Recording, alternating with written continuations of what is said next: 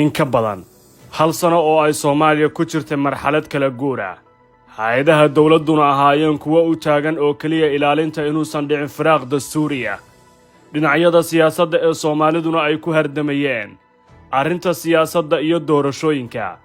Hadda waxa ay Soomaaliya yeelanaysaa baarlamaankii 11aad ee Jamhuuriyadda Federaaliga ee Soomaaliya. Waxa uu ka kooban yahay 329 mudane baarlamaan oo la soo doortay.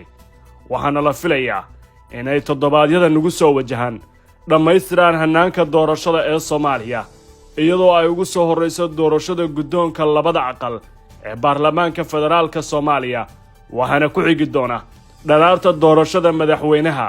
dhammaan doorashooyinkani waa kuwa xiise leh marka loo fiiriyo dhammaan dhinacyada tartamaya iyo hardanka dheer ee loo soo galay doorashada dadban ee Soomaaliya.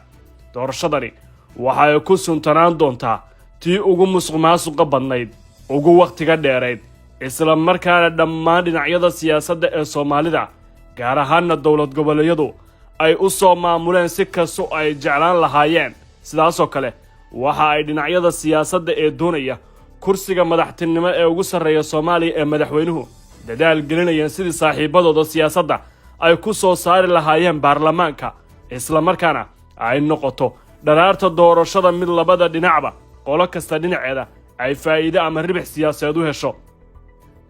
sheekooyinka xiisaha leh ee doorashada dadbani ay kaga tagayso Soomaaliya waa malxiis siyaasadeed oo si weyn dhammaan dhinacyada siyaasadda ee Soomaalidu hadda ay u garan og yihiin.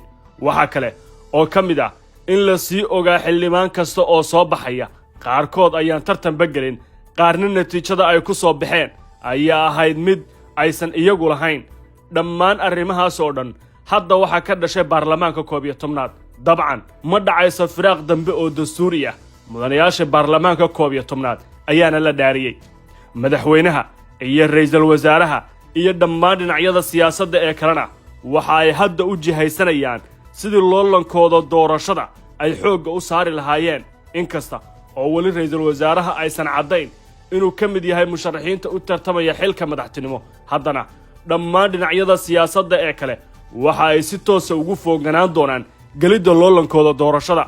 dhinacyada siyaasadda ee shalay ahaa saaxiib iyo wadaad dhow ayaa kala xiriir furan doona waxaana qof kasta uu raaci doonaa tareenkiisa si uu u gaaro halka uu socdo.